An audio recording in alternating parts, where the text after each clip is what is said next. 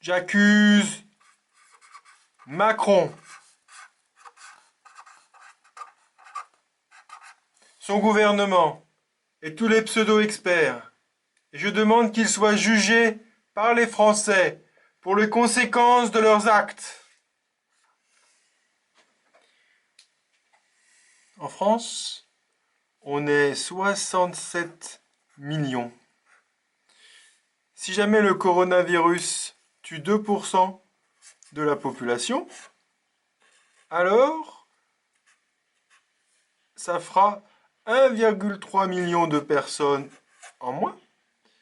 Et donc la population de la France deviendra alors 65,7.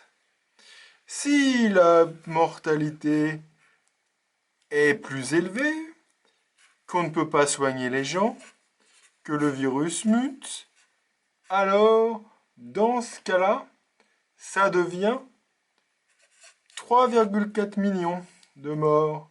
La population de la France passe alors à environ 63,6.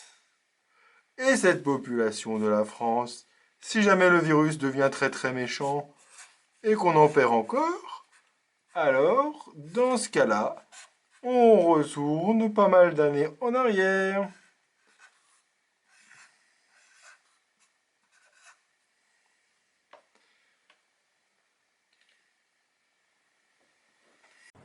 La gravité augmente avec l'âge et en présence de pathologies chroniques. 50% des décès observés concernent des personnes de moins de 75 ans, ce qui est une proportion plus importante que celle observée lors des grippes. La mortalité et le risque de complications graves est multiplié, selon les études que nous avons, d'un facteur 4 à 10 à peu près par rapport à la grippe. C'est moins sévère que le SRAS en termes de mortalité, moins sévère que le MERS. Vous savez, c'était cet autre virus chinois qui avait circulé il y a quelques années, où la mortalité était très nettement supérieure. Par contre, le virus du coronavirus est plus contagieux. Les épidémies, on les connaît. La grippe, chaque année, frappe malheureusement donc un confinement. On parlait éventuellement d'une évolution vers une épidémie de type grippal. La grippe, c'est chaque année, et malheureusement, ça fait d'ailleurs plus de 10 000 morts par an, hein, la grippe en France, et les Français circulent en période de grippe. Il y a une attention toute particulière portée aux cas graves. Aujourd'hui, ce n'est pas du tout une situation de saturation des réanimations, puisque je vous dis qu'on a 9 cas graves sur le territoire national. On est très très loin d'une saturation. On a beaucoup plus aujourd'hui de cas graves de grippe ces dernières semaines que de cas de Covid. Donc on n'est pas du tout sur un épisode de saturation. Et la grippe, en moyenne, c'est chaque morts. année, c'est 8 000 morts et 2 500 000 Français à peu près qui sont malades. Le coronavirus, ce qu'on sait, c'est que 8 patients sur 10 vont faire une forme sans symptômes ou avec des symptômes légers. Ça peut aller du rhume à un syndrome grippal, comme l'a décrit le professeur Combe. Et il y a une mortalité qui est estimée entre 1 et 2%. Elle est réévaluée régulièrement en fonction des données. Ces paramètres qu'on ne maîtrise pas. En médecine, c'est important. C'est ce qu'on appelle le principe de précaution et l'obligation de moyens, à défaut d'avoir l'obligation de résultats. Je veux rappeler un chiffre tout simple. La grippe, chaque année en France, atteint entre 2,5 millions et 3 millions de personnes. Aujourd'hui, nous avons à peu près 200 personnes, un peu plus de personnes qui ont été atteintes par le coronavirus. C'est dans 80% des cas une maladie qui se traduit par une très grosse grippe, et malheureusement, dans 20% des cas, on a des formes qui sont plus sévères. C'est une épidémie très préoccupante pour plusieurs raisons. D'abord parce que c'est un nouveau virus, ce qui n'est pas si fréquent. Ouais. Ensuite parce que ce virus est contagieux.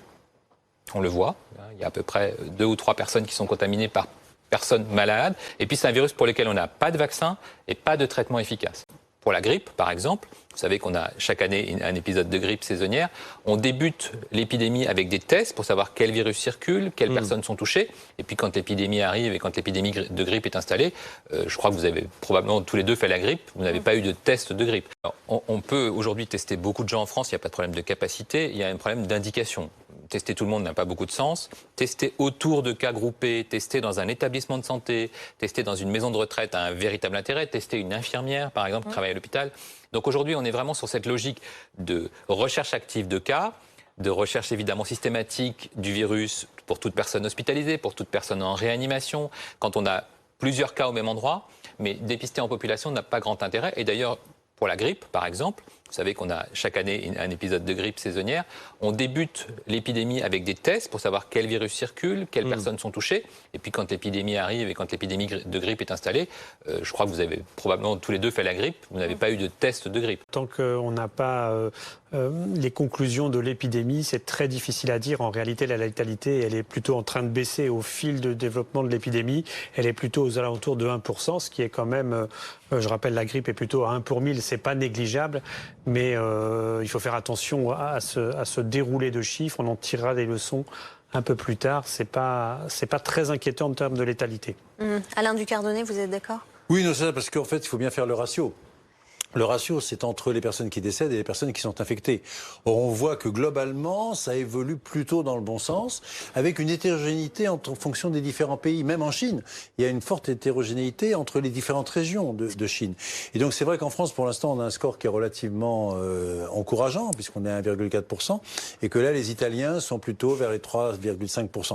Donc, on a bien cette notion hétérogène. On pourra tirer les conclusions qu'à la fin, parce qu'il y a non seulement les personnes qui décèdent de façon directe, liées à la maladie, mais il y a aussi le coût indirect, ce qu'on voit bien dans la grippe, c'est-à-dire qu'on ne donne le taux final que 1 ou 2 mois après, parce que justement les personnes fragiles vont décéder plus tard. Donc pour l'instant, ces chiffres vont bouger en permanence, il ne faut pas y apporter trop d'importance. Si l'Italie par exemple a un taux de mortalité qui est élevé, c'est qu'ils testent moins aussi.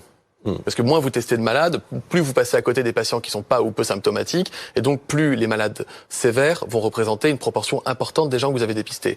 La grippe, cette année a été assez bénigne, mais en général, touche 2 500 000 Français et tue 8 000 Français. Un virus plus contagieux pour lequel on n'a pas de vaccin, avec des formes graves qui peuvent toucher des personnes qui ne sont pas que des personnes très âgées, oui, on est obligé d'y porter une attention particulière.